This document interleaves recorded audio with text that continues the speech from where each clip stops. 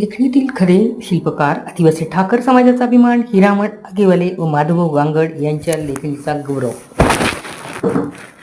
आदिवासी समाजातील संघटनेचे अध्यक्ष, राया ठाकर फाउंडेशन महाराष्ट्र राज्य सिन्नर तालुका अध्यक्ष व अटल फाउंडेशन सिन्नर तालुका प्रभारी म्हणून कार्यरत असलेले लेखक मान्य श्री हिरामण आगेवाले यांनी स्वतःबद्दल आणि त्यांच्या मित्राबद्दल केले कौतुकास्पद लेखन.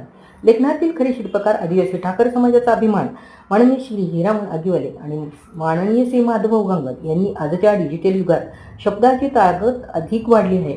लेख आणि एक विचार, एक भावना हजारो लोकांच्या मनाला स्पर्श करून जाते. अशा शब्दाच्या सामर्थ्याने आपल्या आदिवासी ठाकर समाजात दोन लेखकांनी आपली वेगळी ओळख निर्माण केली आहे. एक सिन्नर तालुक्यातील पाडळी येथील माननीय श्री हिरामण आगेवाले आणि दुसरे इगतपुरी तालुक्यातील घारगाव येथील माननीय श्री माधवभाऊ गांगड हिरामण आगेवाले. हे केवळ लेखक नाहीत तर एक संवेदनशील मनाचे सामाजिक कार्यकर्ते आहेत. त्यांच्या लेखणीमध्ये जीवनातील वास्तवता, माणसाची स्ववैशिष्ट्य, नात्याचे बंध आणि समाजातील बदलत्या विचारांची झलक दिसते. ते जेव्हा लिहायला सुरुवात करतात तेव्हा त्यांच्या लेखनाची सुरुवात इतकी प्रभावी असते की वाचक शेवटपर्यंत वाचल्याशिवाय राहत नाही, थांबत नाही. त्यांच्या प्रत्येक लेखामध्ये अनुभवाची खोली आणि भावनांची प्रामाणिकता दिसून येते. मित्रमंडळी, गावातील लोक किंवा कोणत्याही व्यक्तीच्या आयुष्यातील सुखदुःखाच्या प्रसंगी हिरामण भाऊ आपल्या लेखनातून ज्या भावना व्यक्त करतात त्यांच्या शब्दामध्ये आपुलकी आहे, माणुसकी आहे आणि एकत्र राहण्याचा संदेश आहे. सोशल मीडियाच्या माध्यमातून त्यांनी माणुसकी जपण्याचे मोठे काम केले आहे. प्रत्येकाशी संवाद साधण्याची त्यांची पद्धत, सर्वांना आपलेसे वाटण्याची त्यांची वृत्ती हीच त्यांची खरी ओळख आहे. दुसरीकडे माधवभाऊ गांगड यांची लेखणी ही आपल्या मातीशी आणि संस्कृतीशी जोडली आहे, असे हिरामण आगेवाले यांनी सांगितले.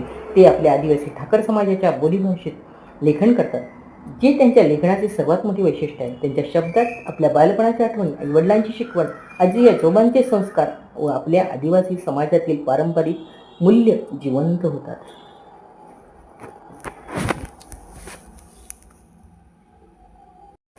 माधवभाऊंचे लेखन वाचताना आपल्याला आपल्या गावातील वातावरण, त्या बोलीभाषेतील गोडवा आणि संस्कृतीची ऊब जाणवते. त्यांनी आपल्या मातृभाषेला आणि बोलीभाषेला जपण्याचे, पुढे नेण्याचे आणि नवीन पिढीपर्यंत पोहोचवण्याचे मोठे कार्य केले आहे.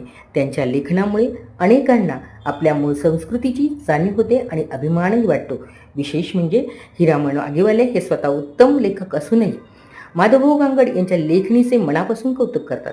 कारण त्यांना माहिती आहे की आपल्या समाजाची खरी ओळख ही आपल्या भाषेत आणि संस्कृतीत आहे.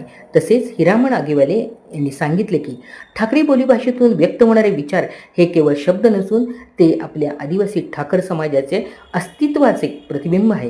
ही दोन्ही व्यक्तिमत्व म्हणजे खऱ्या अर्थाने लेखनातील शिल्पकार आहेत. एक जिथे समाजातील प्रत्येक भावनेला शब्द देतो, तिथे दुसरा आपल्या संस्कृतीला आणि बोलीभाषेला जिवंत ठेवतो. दोघांची विचारधारा वेगळी असली तरी उद्दिष्ट एकच आहे, समाजाला जोडणे, माणुसकी जपणे आणि आपल्या संस्कृतीचा अभिमान जिवंत ठेवणे.